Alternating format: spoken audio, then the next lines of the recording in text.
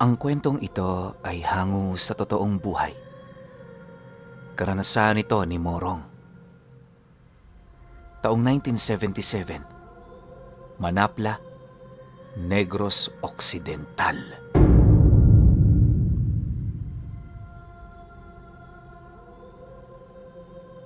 Matagal nang patay ang asawa ni Morong. Sa kanilang pamamahay noon, dalawa na lamang sila ng bunso niya ang naninirahan. Punong-puno ng magagandang alaala ang bahay na yon.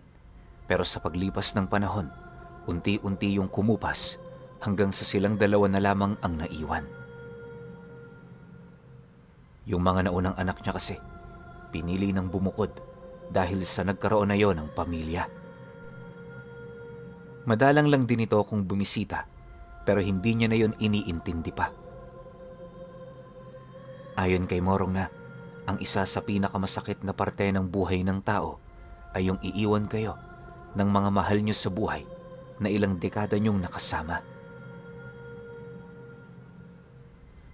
May mga pagkakataon kasing malilimot nyo ito, pero sa oras na sumilay kayo sa pundasyon ng inyong bahay, muling babalik ang mga alaala ng nakaraan. Magsisilbi itong masakit na kurot sa inyong puso na halos umabot na sa puntong pipiliin nyo ng mamatay. Sa estado rin ni Morong, na nakatali ang kanyang buhay sa nakaraan, ginagawa niya ang lahat upang maibalik ang mga alaalang lumipas na. Minsan kapag hindi nakakabisita ang mga anak niya, siya na ang nagkukusang pumunta sa mga bayan nitong pinagtitirahan. Kahit kasi matanda na itong si Morong, hangad niya pa ring magsilbing gabay sa kanyang mga supling. Bagaman wala na ito sa kanyang puder, gusto niyang ibigay pa rin sa mga ito ang buhay na kanyang pinapangarap para sa kanyang mga anak. Yon ang pinanghahawakan ni Morong, kaya hindi siya nagsawa doong magbigay ng tulong. Sa loob ng ilang taong pagbisita sa pamamahay ng mga ito, nakilala na rin siya sa mga karatig baryo. Ang akala noon ng mga taong nakausap niya, isa lang siyang mabait na tao na may prinsipyo, pero lingid sa kaalaman ng mga ito, may itinatago siyang malaking lihim. Lingid sa kaalaman ng nakararami, nagtatanga ng aral ng kaliwa itong si Morong. Pangungulam ang pinakadalubhasa niya, kung saan meron siyang kakaibang pamamaraan para magawa ito. Bibihira niya rin yun kung gamitin, kaya sa kanilang lugar, walang naghihinala sa kanya. Hanggat maaari kasi, iniiwasan ni Morong na mangulam dahil alam na niya ang kahihinatnan nito kung sakali mang gawin niya ang bagay na yon. Iisang destinasyon lang kasi ang maaaring puntahan ng kanyang mga biktima, at yun ay walang iba kundi kamatayan. Sa paglipas pa ng mga araw at buwan, kahit papaano naging masaya naman ang kanilang pamilya. 2 beses sa isang linggo, naglalakbay sila patungo sa mga lugar na pinagtitirhan ng mga anak niya. Mas pinipili niya kasi doong tumambay kapag wala silang ginagawa, para naman kahit papaano malaman niya ang totoong kalagayan ng mga ito. Pasalamat naman noon si Morong, gawa ng kahit may pamilya na ang mga anak niya, hindi pa rin yun nagbabago. Akala niya magpapatuloy na ang masayang buhay ng kanyang pamilya, pero dumating ang isang araw, yung panganay niya mismo ang bigla na lamang bumisita sa tirahan nila. Wala siyang kaide-ideya kung ano ang kailangan nito, kaya matyaga naman niya itong hinintay hanggang sa makapasok na yon sa kanilang bahay. Pagharap naman nilang dalawa, nanginginig naman yun sa takot habang nagsasalaysay sa kanya ng mga pangyayari. "Tay, sumama ho kayo sa akin. Meron nangyayaring masama sa kapatid ko. Kailangan ho namin kayo ron." Bungad na wika nito sa kanya. Nang marinig naman niya ang sinabi nito, agad naman siyang nakaramdam ng kakaiba sa kadahilanang alam niya sa kanyang sarili na hindi yon personal na pupunta kung hindi gaanong seryoso ang mga mangyayari. Sa kanilang pag-uusap, nabanggit ng anak ni Morong ang tungkol sa gulong pinasok ng panganay niyang anak. Nagkaroon kasi yon ng hindi pagkakaunawaan ng katrabaho nito, dahilan para lumaki ang alitan na siyang humantong naman sa pagpatay nito sa pangalawa niyang apo.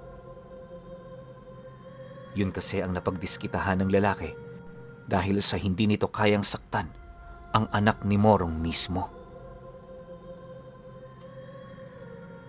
Dahil sa pangyayaring yon, nagdulot ito ng matinding dagok sa pamilya ng kanyang anak na halos ikasira na ng sarili nitong bait.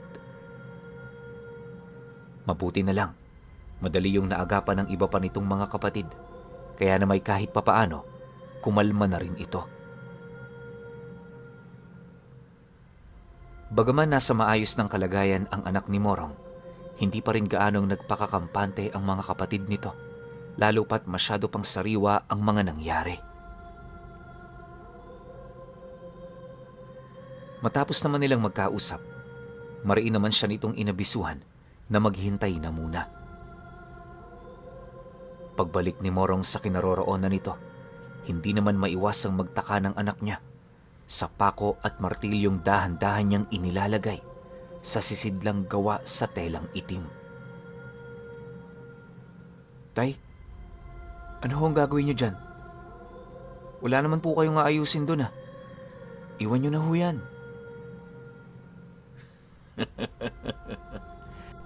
At sino naman ang nagsabi sa iyo na ginagamit ko ito sa pagkakarpintero? Huwag mo na akong pakialaman. Alam ko ang ginagawa ko. Tawagin mo na yung bunso ninyo. Alis na tayo. Sagot naman ni Morong sa kanyang anak. Matapos nilang mag-usap, napilitan naman yung sumunod. Habang binabagtas naman nila ang daan, paulit-ulit naman nilang pinag-usapan ang tungkol sa mga nangyari.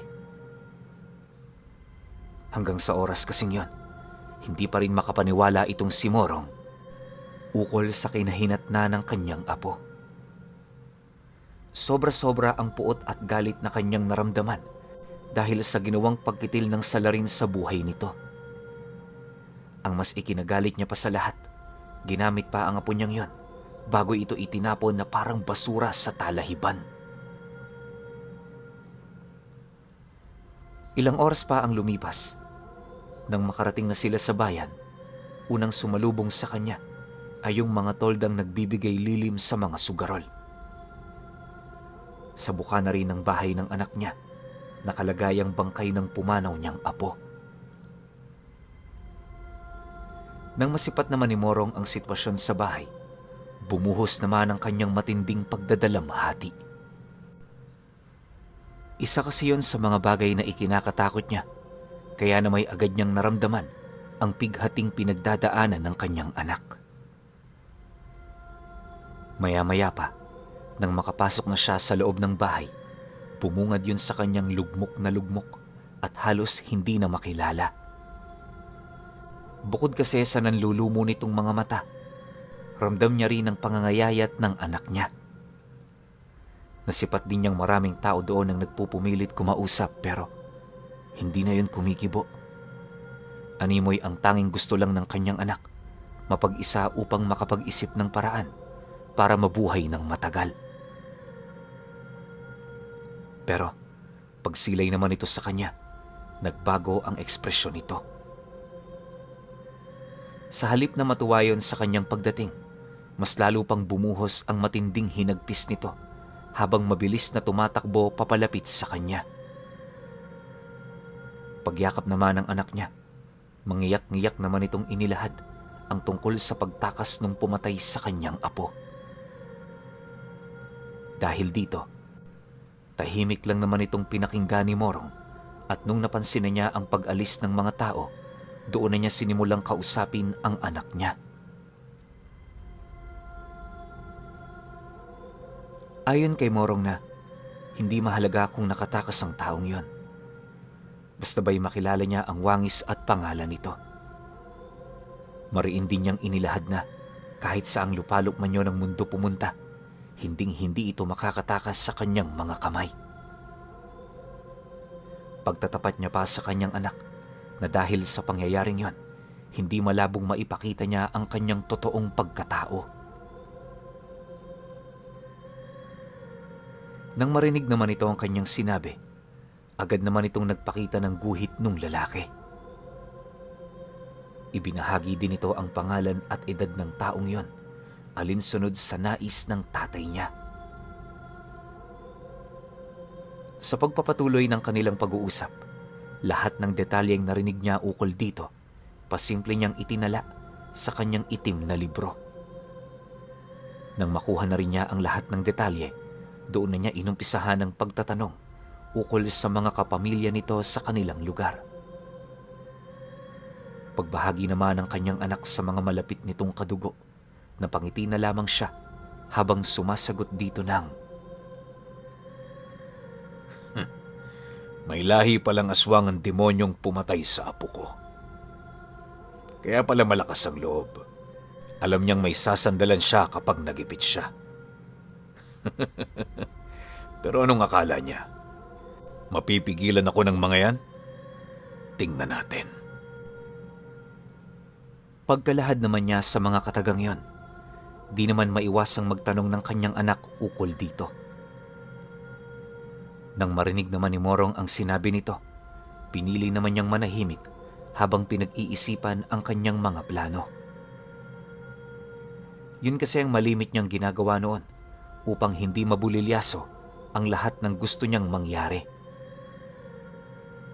Naniniwala kasi itong si Morong, makapangyarihan ang mga dila.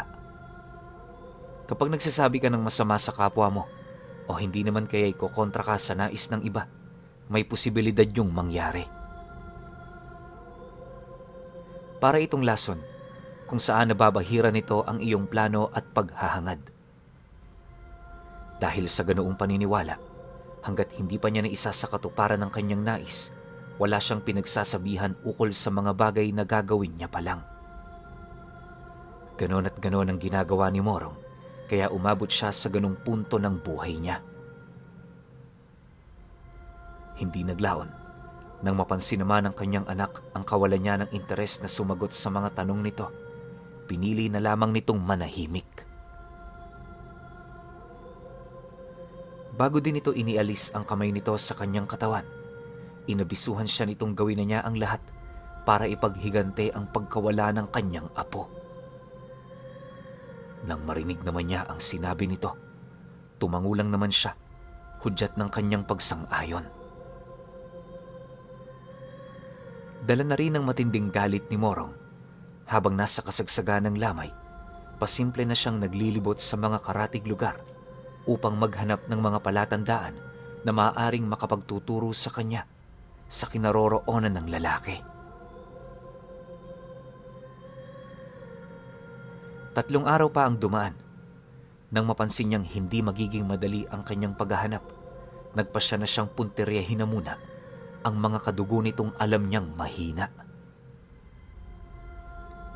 Kagaya ng ginawa nito sa kanyang apo, ang pinakabata sa pamangkin ng lalaking yon, ang kanyang pinunterya.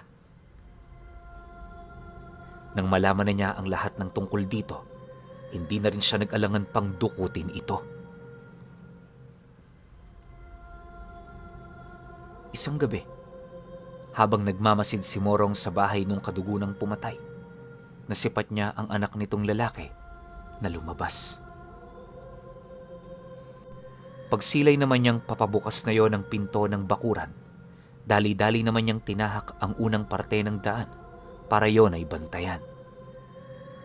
Inaasahan niya na kasing tutungo yun sa baryo, kaya inabangan na niya ito. Makalipas pa ang ilang minutong paghihintay, doon na nga niya dahan-dahang nasilayan ang lalaki na paparating. Akmang lalagpas na yon sa punong kanyang pinagkukublian, agad naman niya itong pinigilan sa pamamagitan ng paglahad ng mga kataga na may kaugnayan sa tiyuhin nito. Matapos naman yung gawin ni Morong, dahan-dahan naman siyang nagpakita sa kadilimang bumabalot sa puno. Pagsilay naman sa kanya ng batang yon, halos hindi naman yun makagalaw, dala ng matinding takot nito sa kanya. Nang magkaharap na silang dalawa, ipinakita niya ang kanyang galit sa pamamagitan ng pagpapatulo ng kanyang luha. Matapos niya itong gawin, akmang sisigaw na sana ang batang yon nang bigla itong hinampas ni Morong ng daladala niyang martilyo. Bumaon ang martilyong yon sa bungo nito, dahilan para mabilis siyang mawala ng malay. Nang may sakatuparan na niya ang kanyang binabalak, dinala niya ang labi ng bata sa bundok na malapit sa tahanan ng kanyang anak. Mula sa lugar na yon, nagsagawa siya ng ritual gamit ang martilyo at 6 na itim na pako na halos 2 dangkal ang haba. Sa kasagsagan ng pagbabanggit niya ng mga buhay na salita, dahan-dahan naman niyang ibinao ng mga pakong yon sa mismong laman ng labi ng bata. Kung papaano ipinako si Kristo, ganun din ang ginawa ni Morong. Yun nga lang, sinasabayan niya ito ng mga usal ng kaliwa. Upang maipakita rin niya ang kanyang galit sa pumatay sa kanyang apo, tinarakan niya pa ang labing yon ng pako sa noo. Matapos niya itong maisakatuparan, muli siyang bumalik sa bahay ng anak niya para kumuha ng 3 buhay na manok. Lahat yon inialay niya sa demonyong pinagkukunan niya ng lakas. Bago niya rin tantanan ng taong may sala sa kanya, inabisuhan niya itong tawagin ang lahat ng kamag-anak nito kung hangad nitong maghigante sa kanya. Dala na rin ang kanyang galit. Hinangad niyang lipulin ang kabuoang angka nito nang sa gayoy tuluyan ng mawala sa kanyang puso ang matinding puot at galit. Habang binibigkas naman niya ang mga katagang yon, hindi na niya kaya pang pigilan ang bugso ng kanyang damdamin. Alam ni Morong na mas makapangyarihan ang kanyang aral kapag dala ito ng personal niyang galit, kaya lahat ng puot niya ibinigay niya sa demonyong nagpapahiram sa kanya ng lakas. Sa loob ng 2 oras na pagdarasal at paggawa ng ritual, katakatakot ang sumpang iniihip niya sa hangin patungo sa taong yon. Nang mapagtanto naman niyang nagkakabisa na ito, agad naman siyang gumawa ng puntot para sa labi ng batang kanyang pinatay. Pabulusok sa lupa ang pagkakalibing niya rito, nang sa gayoy kahit maging maranhig man ito, hindi nito mapupuntahan ang pinakaibabaw ng mundo. Alam niyo kasi pinuno, ang aral na tinatangan ni Morong, malaki ang naidudulot na rebuelta sa biktimang ginamit niya. Kung hindi yon magiging isang ligaw na kaluluwa, paniguradong magiging maranhig ito. Matagal na rin niyang alam kung gaano kalakas ang mga maranhig, kaya sa lahat ng oras, nag-iingat talaga siya. Kung sakali man kasing umahon ng nilalang na yon sa lupa, siya ang unang hahanapin ito para patayin. Isa yung nakakapangilabot na balik para sa katulad niyang nagtatangan ng ganoong kalakas na aral ng kulam. Nang maisakatuparan na niya ang kanyang plano, agad naman siyang bumalik sa bahay ng kanyang anak na para bang wala man lang nangyari. Pagtungtong naman ng sumunod na araw, habang nagbabantay sila sa bangkay ng apo niya, muling nagimbal ang baryong yon dahil sa ulat ukol sa pagkawala nung batang pinatay niya. Siyempre, para makaiwas, hindi niya na yon gaanong pinansin pa. Dumaan pa ang 2 araw, muli silang nakasagap ng balita ukol sa biglaang pagkamatay ng lalaking gumamit sa kanyang apo. Nadatna ng labi nito ng mga magsasaka sa isang liblib na lugar dahil sa kakaibang amoy na nagmumula sa lugar na yon. Base rin sa salaysay ng mga nakakita, nangingitim ang labi nito nang matagpuan nila. Maraming linta na rin ang nakakapit sa katawan ng taong yon, indikasyon na hindi ito namatay ng natural. Gayunpaman, sa kabila ng mga kumalat na haka-haka, wala pa ring makapagpatunay ng tungkol sa mga nangyari. Sa pagsapit naman ng 7 araw ng lamay, bumalik na muna siya sa kanyang pamamahay. Naamoy na niya kasi ang mabigat na presensyang umaaligid sa paligid, kaya para walang madamay, pinili niyang solohin ang digmaang alam niya na siya lang ang may kakayahang kumaharap. Sa pagsapit naman ng gabi noong mismong araw, habang naghihintay sa labas itong si Morong, doon na nga niya nasipat ang 3 matandang babae na bigla na lamang lumapag sa bakuran. Pagsilay naman niya sa mga nanlilisik nitong mga mata, dali-dali naman siyang tumayo, hawak ang kanyang martilyo at 6 na itim na pako. Pasimple niya itong isinuksok sa kanyang bewang at nung maihanda na niya ang kanyang sarili, kampante naman niyang nilapitan ang mga nilalang. Hindi pa man yun nakakapagsalita, mariin niya na yung inabisuhan na ibinalik niya lang kung ano ang ginawa nito sa kanyang pamilya. Inabisuhan rin niya ang 3 matanda na nasa kanila ang pasya kung gusto nilang kalabanin siya. Nang marinig naman yun ng 3, di naman ito maiwasang magsihagik-gikan habang nakasilay sa kanya. Pagtahimik naman ng buong paligid, doon na niya narinig ang isang matanda na nagsasabi ng, Mukhang wala ka pa sa sarili mo, Morong. Kilala ka namin. Alam namin isa ka lang hamak na mangkukulam. Bago kami pumunta rito, alam na namin ang abilidad mo. Kaya kung meron mang susuko ngayong gabing ito, ikaw yon at hindi kami. Nang marinig naman niya ang sinabi nito, agad naman niyang hinugot ang tangan niyang martilyo, sabay palipad ng isang itim na pako. Paghataw naman niya rito, para yung bala ng baril na mabilis lumipad patungo sa kinaroroonan ng mga nilalang na yon. Dahil sa kanyang ginawa, mabilis naman yung nagpalit anyo, sabay sugod sa kanyang kinaroroonan. Nang mapagtanto naman niyang ilang dipa na lamang ang pagitan nila, mabilis naman siyang tumakbo habang pilit na iniilagan ang mga matatalas nitong kuko. Kasabay naman ang pag-ilag niya sa mga ataking yon, ay ang walang patig niyang paghataw sa mga bungo nito ng kanyang martilyo. Ang kaso lang, hindi ito basta-bastang nagagawa ni Morong dahil sa kunat ng mga balat nito. Kapag kasi lumalapat ang kanyang martilyo sa katawan ng mga ito, may nararamdaman siyang isang malakas na harang na nagpapabagal sa bilis ng kanyang pag-atake. Dahil sa ganoong kakayahan ng mga kalaban niyang aswang, maigi naman siyang naghanap ng plano para maisahan ang mga ito. Sa pagpapatuloy ng kanilang pagbubuno, napilitan na itong si Morong na gamitin ang lahat ng pakong kanyang tangan.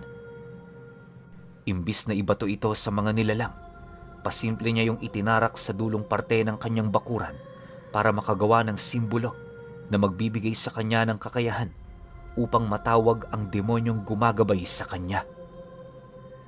Habang pilit naman niya itong ginagawa, hindi niya maipagkakaila noon ang dami ng pinsalang kanyang natamo buhat sa pag-atake ng 3. Sa abot ng pagkakatanda ng kanyang anak, nagtamo ng malalim na pinsala itong si Morong sa may bandang dibdib. May malaking hiwa na rin yun sa binti na siya namang nagpapabagal sa kanyang pagkilos. Ang mas nakakaalarma pa noon sa lahat ay yung kaliwang kamay niya na halos madurog na. Gayunpaman, sa kabila ng mga tinamo niyang pinsala, nanatili pa rin siyang matatag. Hinding-hindi siya nawawala ng pag-asa hanggat hindi niya tinatawag ang nilalang na nagsisilbing alas niya. Pagbaon naman niya ng panghuling pako, bahagya namang binalot ng katahimikan ng buong paligid dahil sa malalakas na tunog ng kulog. Pagbagsak naman ng kidlat sa pinakagitnang bahagi ng bakuran niya, may nasipat na isang malaking selyo ang mga aswang, kung saan mula sa ilalim nito, umahon ang isang dyablo. Paglalarawan ni Morong sa nilalang na yon, may 4 itong pakpak. Tapos may 9 itong mata sa braso. May daladala yung sibat at ang kalahating katawan nito gawa sa purong usok na nagniningas. May 3 mukha rin ang nilalang kung saan binubuo yon ng pangunahing emosyon ni Morong. Kung nasa kanan yung masayahin niyang muka, yung nakaharap naman sa kanyang mga kalaban, yung mukhang binubuo ng kanyang galit at puot. At yung nasa kaliwa, yung mukha niyang nagmamahal sa kanyang mga anak. Bawat mukhang sumisimbolo kay Morong, nagtatanga ng iba't ibang kapangyarihan. Pero ang pinakamalakas sa mga ito ay yung mukhang binubuo ng matinding galit at puot. Kaya yun ang mukhang tinawag niya ay dahil sa kagustuhan niyang pagbayarin ang angkang pumatay sa kanyang apo ang lahat ng pasakit at pagdadalamhati na kanyang pinagdaanan. Pagtayo naman ng mga nilalang na yon, buong puwersa naman yung umatungal na nagdulot ng dagungdong sa ilalim ng lupa. Ayon sa kanya, hindi pagyanig ang naramdaman nila noong mga oras na yon, bagkus ay ang sabay-sabay na pagsitakbuhan ng mga laman lupang naninirahan sa ilalim ng kanyang tahanan. Matapos naman itong gawin ng nilalang, umihip ito ng maitim na hangin papalapit sa kanya na siyang naging sanhi ng mabilis na paghilom ng sugat niya. Pagramdam naman ni Morong na bumalik na ang kanyang lakas, doon na siya dahan-dahang ngumisi at animoy iniinsulto yung 3 nilalang na kaharap niya. Akala niya atras na ang mga ito pero lingid sa kanyang kaalaman, wala rin pala itong rason para masindak sa ipinamalas niyang karunungan.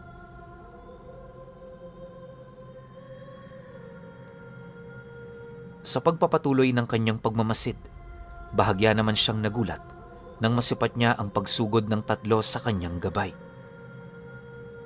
Dahil dito, ikinatuwa naman niyo ng husto ni Morong sa kadahilan ng alam niya sa kanyang sarili kung gaano kamakapangyarihan ang nilalang na kanyang tinawag.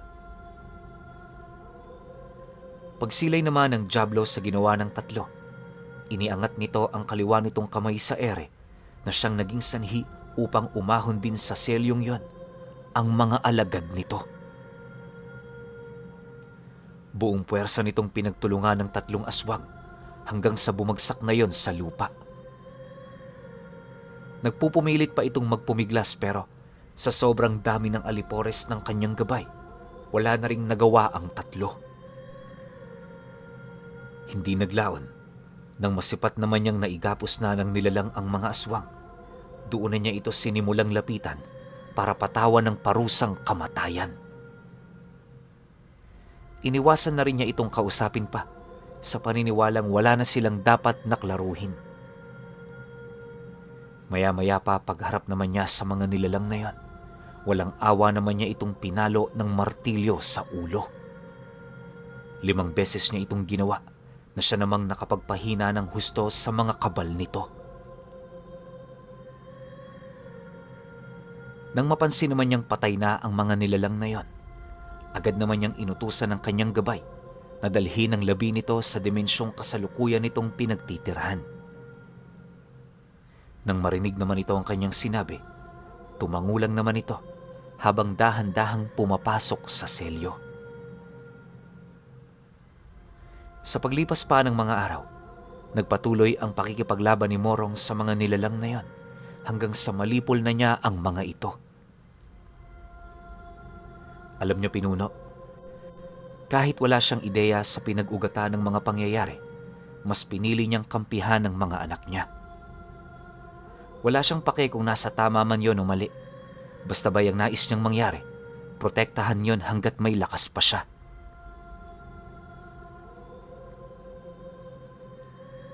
Sa paglipas pa ng mga taon, unti-unti na ring gumulong ang istorya ukol sa mga pangyayaring yon. Nang malagay na sila noon sa katahimikan at malimot na ng mga tao ang tungkol dito, doon na niya yun sinimulang ikwento sa kanyang anak. Noong una, hindi pa yun naniniwala, pero nung mamatay na itong si Morong, sa bunso niya ipinamana ang lahat ng kanyang gamit. Alam niyo ba, Pinuno, na magpahanggang sa ngayon, pagmamay-ari pa rin nito ang mahiwagang martilyo at pako ni Morong.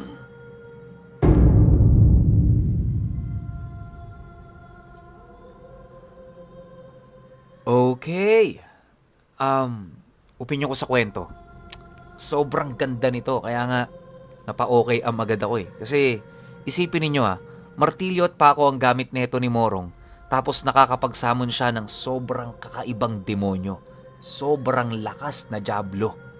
Tas bukod pa ron, yung diablo na lalabas na isasamon nitong mahiwagang martilyo at pako, nakakapagsamon pa ng mga bataan. So hindi natin masasabi kung gaano yun karami. Pwedeng 100, 1,000, o ang pinakamatindi, lihiyon. Alam niyo naman kung gaano karami pag sinabing lihiyon. So dito sa kwento na to, okay ako rito kasi kaliwa laban sa kaliwa eh. Alam ko naman, karamihan sa inyo, tuwan-tuwa pag nagpapatayan yung mga yan. Pero ang kinakatakot ko lang, paano kapag nagkaroon ng kalaban itong si Morong na nasa panig ng kanan, tulad ng mga dibino? Paano kaya yun? Diba? Pero so far, wala naman na kwentong ganun, tsaka namatay na lang agad si Morong dito sa kwento natin. So feeling ko, hindi na to masusundan, tsaka sana naman, no? Walang ganung pangyayaring inkwentro kasi ako alam ko, mabaitong si Morong. Ayaw lang niya nakakanti yung mga kamag-anak niya o anak, apo, kung sino mang malapit sa puso niya. So overall, yung kwento, ang ganda, ang pangis, kakaibang klaseng kapangyarihan na naman pero galing sa kaliwa. Kaya kayo, kung may opinion kayo sa kwentong ito, comment nyo lang sa baba. Yun lang, hanggang sa susunod na kwento. Salamat.